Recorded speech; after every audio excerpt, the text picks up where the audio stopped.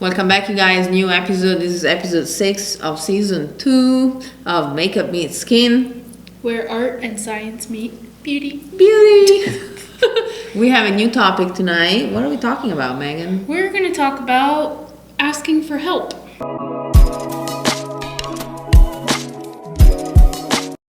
In the industry. Asking for help. Yes, or people asking for help. People asking for help. So yes. If they ask for help to you, do you help them?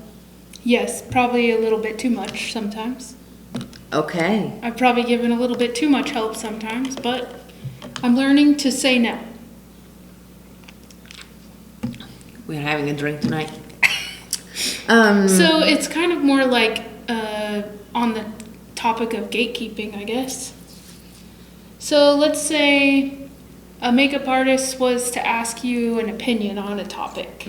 They were needing help on a difficult situation with a client. Would you help them? Yeah. Actually, just today somebody reached out and asked me a question. Oh. Yeah, so she's not a makeup artist, but she's somebody that works with makeup artists, deals with makeup artists and clients. And so she just, sent me a message and she was like, hey, what do you think about this? So she's just asking me my opinion on, I guess, a business policy that she found to be crazy in her mind, but she's not in the industry. And I was like, yeah, that's completely normal. It's always around money. Typically when they reach out to me, they're like, oh, somebody's asking me for this and that. Does it make sense? Yes, we get paid for our job, including waking up at 5 a.m, for example. We get paid overtime. Yes, we get paid if we come back after your ceremony to do your touch-ups. Yeah. Obviously, it is a job. So it was a question about this kind of topic, a financial question. But in this case, I was like, sure, whatever they told you that they were going to do, it's part of normal policies. We all do that. That's normal. So I do answer those type of questions.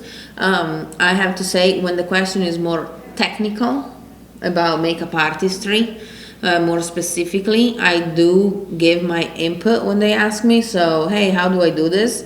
But only to a certain extent. Right. Because education ain't free, and 10 years of experience have some sort of value. So, sure, do you want to know how to do an eyeliner on a hooded eye? I'm going to give you the answer that a YouTube tutorial could give you. Yeah. If you need, the practice and how do I set up this and where do I find this and that, and it starts becoming too deep into the question, then at that point I'm like, you gotta book a class. Yeah. Because it is not fair that somebody pays to go to school, works their ass off, we do all the heavy lifting, years and years of busting our butts off to then just give away for free what we learned. Maintaining the license. And it's not because of the money. So the value is not in the money. It's not, I want to get paid for that. But it is to keep the job somewhat protected and at a certain level. Because unfortunately, when everything becomes available to everybody, it loses value. Yes, that's very true. So that when the YouTube tutorials started happening, and at the beginning it was fun, right? And mostly it was just women doing their makeup at home. It was ladies like, oh, I'm doing my makeup, I have this new palette, let me show you how I use it. And there was nothing wrong with that. It was actually really fun, I remember watching a lot of those. But then unfortunately we started having makeup artists making claims or saying, oh, this is how you do this. This is how you base match. This is how, and so we started having half of it misinformation, because it's just people telling you what they do and works for them. And half of it was knowledge that we had to go to school for. Yeah. So I was like, why are you giving away, all this information for free? It makes going to school not important anymore. That's where these people that are out there saying that our job is a hobby, right, that gives them credibility. Right, exactly. But when you look at it, we professionals created that. True. Because we are the ones that, people decided to monetize people decided to, let me build a community, so I'm gonna make all these videos, and I do myself have my videos on my, especially the academy page, where I show this is how I prep the skin, this is how I do this and that, but it's always like superficial information. Yeah. It's like, okay, you need to use 2 different primers for 2 different areas of the face. But I never go too deep into why and what. Because if they want to get that deep, well, then you need to come pay me so I can teach you how to... the ins and outs of it. Right, yeah. Right. Because there's so many primers out there that me saying I use 2 different primers for 2 different areas of the face says something, but also says nothing at the same time. Right? And I'm going to tell you, if I was to watch those I have tried to watch YouTube videos and do my makeup, even new hairstyles. Yeah. I can't do it. No, and you cannot do it. But because now the information is so accessible, then going to school or paying for education it's looked down, it's like, I don't need that. Right. I can find all the information I need on the internet. Yeah. And I remember, so when I had my, and this goes back to, this was around 2017 when I had my makeup mom, and back then I remember she was talking about this, and she was like, you guys don't understand how dangerous it is what you're doing. Because before, to enter the industry, you really had to work hard. You had to build connections, work with the right people, behave a certain way so they would remember you, all these different things. And she's like, you're putting out there all this free information, and at a certain point, one day, the job will not be recognized as a job anymore. That's very true. Because it's not special anymore. Everybody can access it. And then obviously shortly after, we started having influencers after YouTube, and then obviously with influencers there's the conversation they're getting paid to promote a certain product. Yeah, I want to know when I get paid, when I'm going to start getting paid. Because at the end of the day, we have all this with this knowledge, we're not monetizing it. So. Right. But so I was watching, for skincare especially, because makeup, whatever, but skincare, there are people, influencers, who promote, let's say, a acne clearing product, okay? So what they do, they add stuff to their face. To make it look worse. Yeah.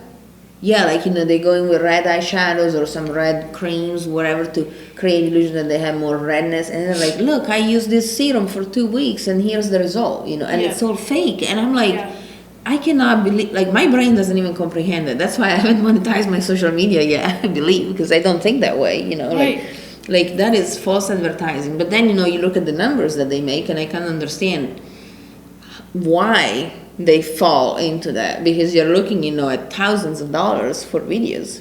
Right. And commissions. On the different note, I kind of want to be an influencer in these drinks that I've been drinking in the mornings. I feel like I buy enough of them that I could maybe make some commission. There you go. And then I got my mom on them. Right. And so now she's drinking them. So maybe I should reach out to the company. So, Caffeine, Candles, and Chaos. Caffeine, Candles, and Chaos. It's loaded water. Wow. Yeah, she always drinks these colorful things at the school. But anyway, back to our topic. So I don't know. I also don't understand why at a certain point gatekeeping became a bad word. I don't know. What are we talking about? Do you want to have a little bit of guidance? You have no clue where to start and you want an input. I can give you the input. But then I'm not your business mentor. You gotta go and find your stuff, I've had people that are like, how do I open the LLC? And I'm like, okay, this is the website you go to. I'm more than happy to help them with that. Then I can't answer all your LLC questions. You have to do the job, Or, people that are like, how do I do my taxes? Those are a lot of questions that I get often. Because people know, that I studied for college for all this stuff. So I often get these questions. And again, is the answer a simple answer, but then you got to put the work in. Otherwise, again, you book me. I do consultation calls, business calls. You book me and I can answer in details all your questions. I don't think we should expect the industry to all come together as a whole and just help each other and, do this for me. No. Right, but I also feel like, in a sense, that's where networking comes into play. Right. because I have a lot of people that I know in this industry that if I had a problem or a client that I needed to send them to, I could reach out to them. Right, because you put the work in, to go there and network and get to know people and all of that. So yes, you created that connection. Therefore, like for example, recently, not long ago, I met this guy that does permanent tattooing, and he has a very good agency that he's been using for his social media. Yes. And I told him, wow, your videos are great, do you do the editing and all of it? And he was like, oh, no, not at all. I have this agency that does it for me. And so he gave me the contact, but that is different than I just reached somebody via DM and I'm like, hey, I like your reels. Who makes them for you? That's a different thing. And I feel that a lot of people expect that and would call that gatekeeping, but I'm like, why? Who are you? Like, why am I supposed to tell you, So I struggle with the continuing education aspect of it because, people ask me sometimes to teach them microneedling. And I don't ever have a problem, educating estheticians, but it comes down to a point of, again, like we said, that's my education that I'm giving. So how do we set a standard for that? So now I'm thinking, okay, well, how do I charge for that? Because it's a one-time piece of education that I'm giving to them that they're going to go out and continuously use. Yes, it's something that's going to be with them forever. Yes, because I've done that in the beginning of my career with lash lifts because we weren't taught that in school, so I learned it from someone, and then I ended up teaching it to someone, or, a couple people, so that's, Yeah, for nothing. Yep. And unfortunately, the only thing that we can exchange is money. So I'm saying this because it's not that what I'm saying is not because I want to make more money. I got bills to pay. Is that the thing that gives value to knowledge, unfortunately, is money. Yeah. I mean, if you want to bring me, some chocolate too, but you know what I mean? Like, there's no, what do you trade, for education? You trade money. So that's why we put a price on courses, education, workshops, whatever it is. And I mean, if you go to a trade show, you pay to attend the trade show, and yes, some of those education classes are free, but that's included in your ticket. Right. So, Yes, they're not already free. You already paid for it. Yep. I know. It is, sometimes, I don't want to come across like I say we should gatekeep, because I don't really think that to be true 100%, but I also don't think we should just give education away. Like, I know somebody that, okay, listen, I know this story. There was somebody who was interested in a certain skincare line. Saw this esthetician using that skincare line. Never talked to the lady before. Like, they don't know each other. Okay. Just sends him a DM on Instagram. Hey, I saw you use whatever brand it was. How do you add that to your protocol or whatever? Okay. Like a very technical, detail. And the person on the other side pretty much said, I'm not telling you. So with different words, the conversation didn't really go like this, but that was the essence of it, And then the first person that I know that sent the first DM was kind of like upset or, you see, she's gatekeeping. And I was like, I don't understand why you expect a random stranger who put the work in, built a successful business, and came up with their own protocols for acne or whatever it was specifically, why they should tell you, competition, they've never seen you before, they don't even know who they are, why they should tell you what they're doing in their business. Like, I don't understand the entitlement right there. And this goes back to a previous episode that we had on pride. Work ethic. Right. Yeah, absolutely.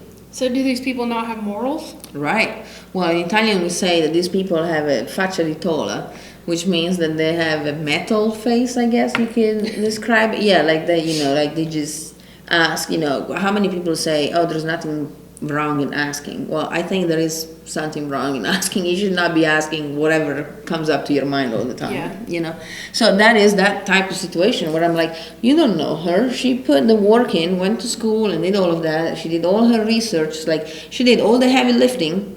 Yeah. To come up with her protocols, and you saw that she's successful, and you expect her to tell you not her secrets, but what she did. Yeah. No, you gotta put the work in. I'm sorry. Or you can pay her. Right. You know, then you're like, hey, I want to know about this. What's your hourly fee? Yeah.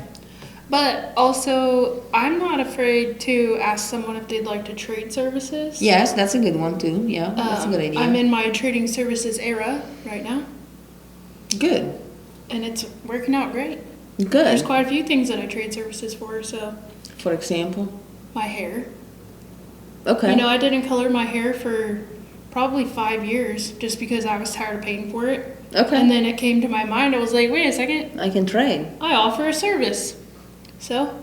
Trade that. The Yep. pictures. Didn't you trade with a photographer Yes, too? I traded with a photographer to do my brand shoot. Oh, and I saw you were trading for a house cleaning. Yes. Or looking. So I'm trying to get a house cleaning for someone else. Oh, So okay. I'm trading services for that. Okay.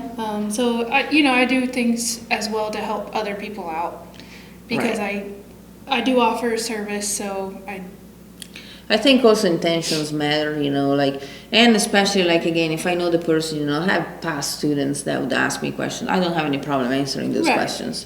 It's more so the people that I don't really know, you know, and they want to know how I do something. Well, why should I tell you? right.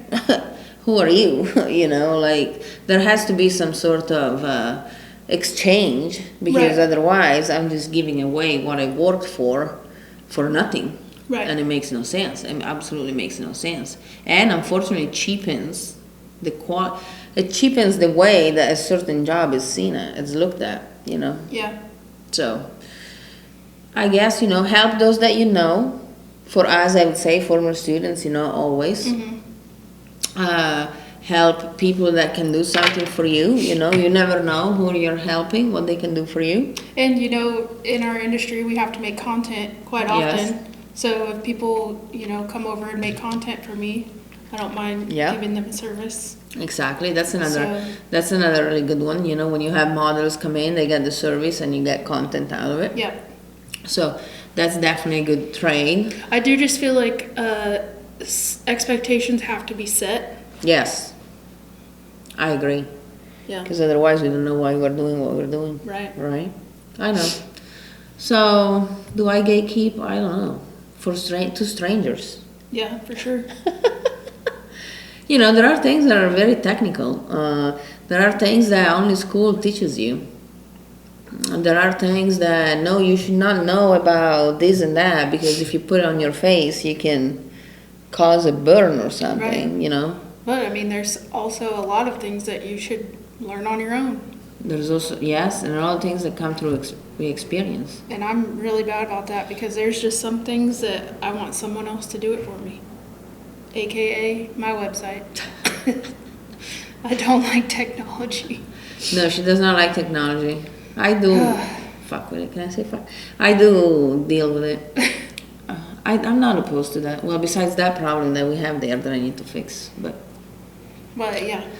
other than that, what else I was going to say? Oh, I was going to say also that, you know, when professionals go out there and give free education, informations to the world, you also have to consider how dangerous that could be, because you never know who's listening, right? So Yes. that piece of information can go in the ears of a professional that's just looking for more info, but it can also go in the ears of a client.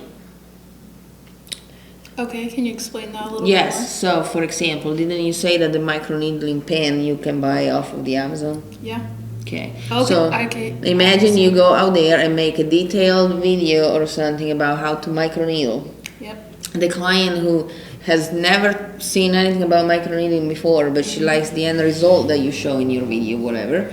They're like, oh, I can do that at home. Yep. She said I can buy the thing on Amazon, you know, or whatever. And then they create disasters because Even though you can get the pen, it doesn't mean that you know what to do with the pen. Right. You know, but they can try some sort of DIY stuff because we put out there that piece of information for them. Yep. You know, So some free education that I've come across that I've shared with students, but now that you mentioned that, this is kind of a red flag. There is an esthetician that has a YouTube page that I follow. She is licensed. She has a free microneedling course on her website. And then there's also a waxer that has a free 6-week course that is actually amazing. But yeah, that's kind of alarming. And then there's another wax company that has a free course. So, and I can see both sides of it. You want to offer free education to those that need it, that can't afford it. It might help them in their career, their business, but you also have to look at it on the other hand. So, right. I believe that for practices or treatments that are regulated, before giving the free information out, there should be, send me a copy of your student license, or send me a copy of your, you know, like, yes, you can download the free video, but you have to prove me that you have some sort of license. I don't think that certain procedures and certain things should be out there for the public to see. Listen, bleach is the best example of all. There's so many videos of hairdressers doing bleach, okay? And they say 20 volumes for this, 10 volumes for this, you can use 40 for this, you know, whatever. And they put all this education out. Okay, how many people go to Sally's or whatever, buy a tub of bleach, bleach their hair, and they have fried hair? Yep. Have you ever watched those Brad Mondo Yes. videos on Facebook? I'm not gonna lie, I kind of like watching those. Yeah, they're hilarious, but this is exactly what I'm saying. Yep. So we are telling clients wouldn't know otherwise, unless, you know, they have a friend that does it or somebody in the family that does. What do they know? What, Right. 20, 30, 40, 10, you know. Back in the day, they would have to go to a hairdresser if they wanted to be blonde. Back in the day, they had to go get a perm to the hair salon, in the hair salon, because what do they know about perms? But then we started making all this education out there, and we were telling them, yeah, okay, so you're gonna do 20 for this, you know, whatever. And then people try. And they're like, oh, I watched Brad Mondo video, and he showed this. The haircuts too. He has a viral video that shows like it's like a butterfly layered haircut. I've done that on myself See? before. Exactly. They do the 2 ponytails in the front. Yeah, and then some people just chop off their hair, and then they're like, you know, they have bangs these short. Well, you've never seen me come in with a shaved head, have you? Not yet. But, you know, and hair grows back. Yes. But bleach, you fried it, it's gone. My hair has been fried before, but it wasn't from me. And But skin, you know, and skin, like... Oh, skin takes a long time to rebuild because, Exactly. you know, if you're 25, you're on a 28-day cycle for your skin. Okay. If you're 35, you're on a 40-day. So now that I'm 40, what's my day cycle? About 48. Every 48 days, my skin Your skin cells rejuvenates? rejuvenate, yes. Wow, that's 2 months. That's why you need to use that retinol And sunscreen. and sunscreen. I'm glad you didn't call me out. I would never. Only every once We in a while. had this guest speaker, and she was talking about the importance to wear SPF. And you guys, what do you want me to say? I don't wear SPF. I don't think it causes cancer. You know, it's not that I just don't wear it out of laziness. Okay, and so anyway, but Megan didn't call me out. I thought she was gonna say she doesn't wear SPF. Whatever. Not this time. All right, so I think that we've talked enough about asking for help in the industry, and we're both not afraid to ask for help. No, I'm not afraid to ask that. So what would you say a younger professional, somebody just got their license or whatever, what's the best approach to use if they want to ask for help? Network. So when they're networking, they should just say, hi, I'm a newer esthetician. Would you be available to chat? Okay. Have coffee with someone. That's literally the best way to do it. Right. Don't- Offer them Yeah. something. Don't just say, can you give me all your secrets? Just Right. sit down with someone, ask them about their life, Yeah, how they attend events for started- the industry, trade show, all these things to where you build a connection with the person you're asking to. Because if you don't have a connection, then you gotta pay them. Like, there's no other way around Yeah. it. You can reach out, you can definitely just reach, I would say, if there's a younger makeup artist that's like, oh, I really like such and such, I want to know what they do, I'd be like, okay, well, you don't have a connection with this person, so you're going to reach out, tell them, hey, I've been looking at your work, I love what you do, I would really like to learn more, do you offer any classes? Okay, so look at it from this perspective. If you reach out to if you're a newer makeup artist, you reach out to a well-known makeup artist, you guys make a good connection, start having a really good relationship. Yeah. She might be able to build you up a Right. clientele. Right, yeah. So same thing with an esthetician. So, I said it again, our industry is all about networking. True. I also have to add that I have done that. And now that I'm thinking about it, it wasn't a good idea. Well, sometimes it's not always a good idea. Okay, I guess, again, when there's no expectations set, I cannot really blame somebody else for not meeting the expectations that I had, but I never disclosed. Does it make sense? Yes. It's just that I have helped in these few years several people build a career, and I do not feel that I have gotten from them, not even close to what I gave them. And while in my head it's just assume that you gave me something back because I gave you that, the reality of it is that since I just did it out of my heart without setting any expectations, I was just trying to help people. I'm like, yeah, come here, I'll help you, then I can't really complain too much about it because I never really said, oh, this is what I can do this for you, but this is what I expect back. Yeah. Which I guess it goes back also to work ethic, because the people who helped me in my career, so for example, my makeup mom, we are still in contact. She needed a contact for something here in America that they were doing, and so she reached out and I helped her, because we have that connection, even though I haven't seen her in 7 years or so. But, I remember what she did for me, and so I have a career pretty much thanks to her, or at least I have the portfolio I have thanks to her. Mm-hmm. So obviously, when she reached out and she said, hey, I need this and that, and it's in America, I jumped on it and I said, oh yeah, absolutely. Because I have that sense of gratitude towards somebody who did so much for me. But it goes down, to me as who I am as a person. And unfortunately, in these few years that I've been here, I help few people. Few people literally have a career because of me. Yeah, we know who you are. But they not only I didn't get any monetary compensation because I didn't ask for that, but I never got not even half of what I gave them. Just for example, send me a booking, or like, oh, you booked that big of a job to where you need another makeup artist, and instead of offering it to me, they offered it to somebody else. And I'm like, well, fuck you, everything I did for you, you can't even give me half of this booking, like what? Right. You would expect that.